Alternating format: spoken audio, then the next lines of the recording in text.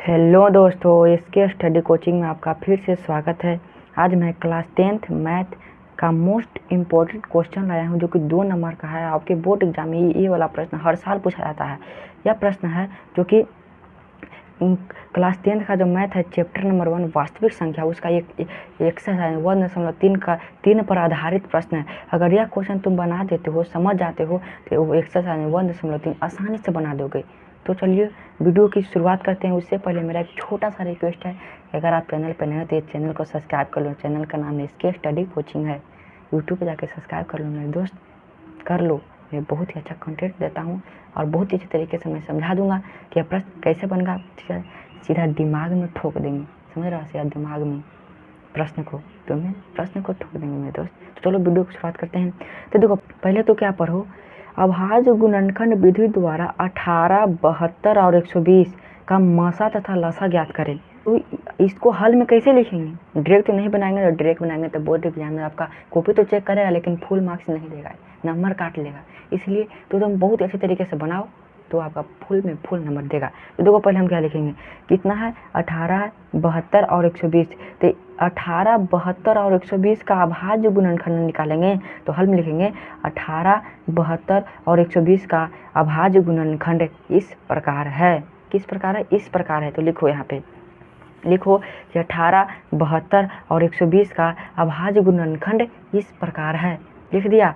अब 3 को ऐसा लाइन बनाओ, एक 18 के लिए, एक 72 के लिए और एक 120 के लिए। तो लाइन बनाओ, बना दिए।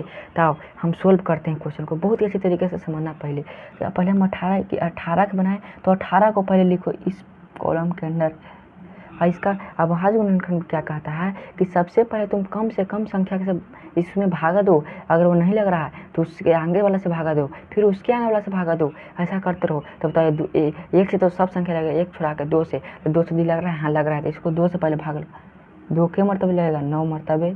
अब 2 से नहीं लग रहा तो 3 मरतबे कितना, 3। तो हो गया खत्म। अब अगला 72 पे आओ।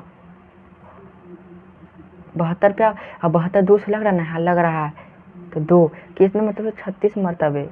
और फिर 72 कैसे लग रहा है, 36 कैसे लग रहा है, 2 से लग रहा है, के मरतबे, 18 मरतबे। बताओ यहाँ पे, पहले यहाँ पे समझो। और फिर 2 के मरतबे लग रहा है, 9 मरतबे लग रहा है। अब 9 के मरतबे लग रहा है, 3 मरतबे लग रहा है, 3 से लग रहा है, 2 सब नहीं लगेगा, 3 से लगेगा, 3 मरतबे 3। तो अब यहाँ पे छोड़ दो। अब ये देह बता कर करता है कि 3 से भी लगाता है, यहाँ 1 लेते, 1 नहीं लिखना है, बस इतना ही रहने दो। अब यहाँ पे एक कन्फ्यूजन है कि भैया यह 3 से भी लग रहा है और 2 से भी लग रहा है, तो हम क्या बोले, सबसे पहले कम से कम संख्या से भाग देना है। तो 2 कम है, 3 से छोटा ना 2 है, इसीलिए 2 से पहले लगाना, फिर 3 से लगाना। तब अब 120 का इसी प्रकार से करते हैं। तो 120 2 से लग रहा है, हाँ लग रहा है, के मरतबे, तो 60 मरतबे। फिर 2 से लग रहा है, हाँ लग रहा है, के मरतबे, 30 मरतबे।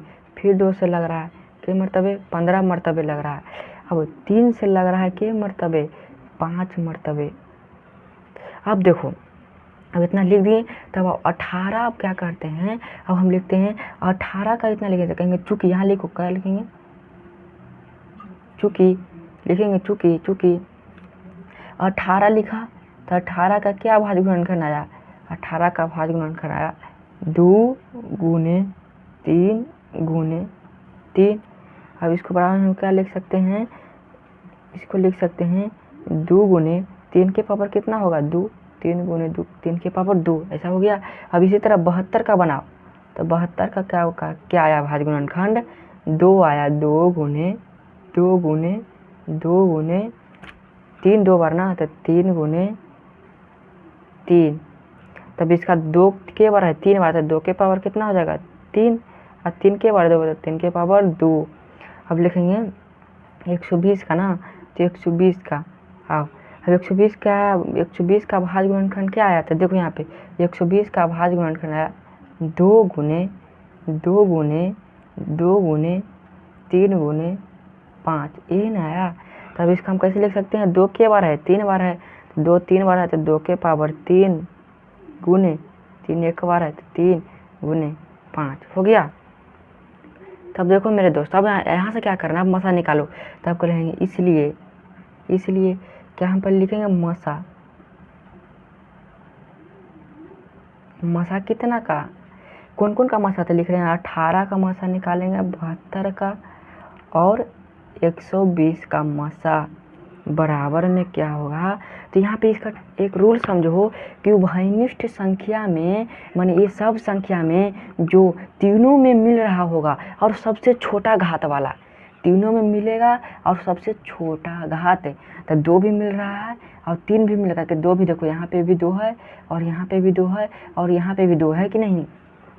मैं क्या कर रहा हूँ कि 18 में भी 2 है ना, तो देखो 18 में भी 2 है, 72 में भी 2 है और 120 में भी 2 है।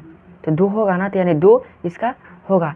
लेकिन अगर 2 में रहता है, अगर 18 72 में 2 रहता है, 120 में रहता है, इसका मसा नहीं निकाल पाता। अगर तीनों में रहना चाहिए, जो ना भाज्य गुणनखंड निकालने के लिए देगा उसमें अगर तीनों मिल रहा है उसका मसा होगा कब, और उसका सबसे कम पावर वाला। तो तीनों में मिल रहा है और 3 मिल रहा है, हाँ 3 भी मिल रहा है तीनों में। देखो 3 भी मिल रहा है, 3 मिल रहा है ना, हाँ मिल रहा है। 5 नहीं मिल रहा है, नहीं मिल रहा है 5। तो 2 के पावर यहाँ पे 2 है, 2 के पावर 1 है और 2 के पावर 3 है और 2 के पावर 3 है। तो सबसे छोटा कौन होगा, 2 के पावर 1 वाला होगा। तो 2 हो जाएगा। अब गुने, अब 3 के पावर में सबसे छोटा कौन है, तो 3 होगा खाली। यहाँ पे 3 बराबर 6, इसका हुआ आंसर मसा बराबर। अब तथा लसा क्या करना है। अब लसा देखो, लसा कैसे निकलेगा। तथा देखो, तथा लसा,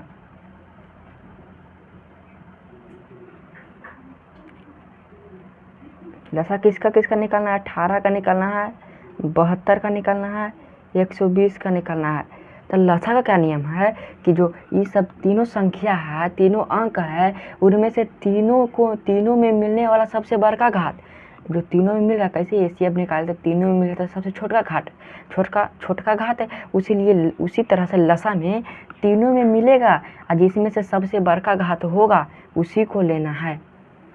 तो यहाँ पे देखो, हाँ तो समझो हमने यहाँ पे क्या कहा कि जो लसा में तीनों में मिलेगा उसका सबसे बड़का घात, और मसा में तीनों में मिलेगा उसका सबसे छोटका घात। तो लसा में देखो तीनों में 2 कॉमन है ना, तो सबसे बड़ा घात कौन है, 2 के पावर 3। तो ये क्यों लिखना ही नहीं कि 2 के पावर 3 इसमें भी है और 2 के पावर 3 इसमें भी है। तो ये क्यों इसमें से लिखना 2 के पावर 3 और गुने 3 के पावर में तीनों मिल जाता है, 3 के पावर 2 सबसे बड़ा, 3 के पावर 2 गुने 5 है और नहीं मिलेगा उसको भी ले लेना। लसा में सब तीनों में जो अंक समान है उसका सबसे बड़का घात लेना है, जबकि मसा में लसा में तीनों मिलेगा, उस तीनों में मिलेगा उसका सबसे बड़का घात लेना है, और जो नहीं मिलेगा उसको भी ले लेना है। यहाँ पे लिखेंगे 2 के पावर का गुणक 8, 3 के 9 गुने 5 पूरा करेंगे तो 300 कितना आएगा, 300 आएगा 60 आंसर। तो इस तरह से अगर तुम लसा और मसा निकालना था, क्योंकि बहुत ही आसान था कि नहीं था मेरे दोस्त। क्या किए कि बस अब भाज्य गुणनखंड इस प्रकार है, जिसका निकालना था उसको लिख देना है, बस उसका भाज्य गुणनखंड निकाल के तीनों में मिल रहा है जिसका सबसे छोटका घात उसका मसा कहलाएगा, और जो तीनों में मिल रहा है उसका सबसे बड़का घात और नहीं मिलेगा वो भी लिख कर गुना कर देगा, उसका लसा कहलाएगा। तो क्या आपको यह वीडियो समझ में आया होगा। अगर वीडियो समझ में आया मेरे दोस्त तो चैनल को लाइक शेयर एंड सब्सक्राइब जरूर करिएगा, और अपने दोस्तों के पास भी ये वीडियो शेयर कर दीजिए, जिससे वो भी देखकर अपने एग्जाम में 2 नंबर पक्का कर ले। इस तरह से बनाएगा, एक भी नंबर एग्जाम में नहीं काटेगा मेरे तो, 1000% कर रहे हैं। तो चलिए अब अच्छी तरह से पढ़ते रहे, मन लगा कर पढ़ते रहे। तो जय हिंद, वंदे मातरम, राधे राधे।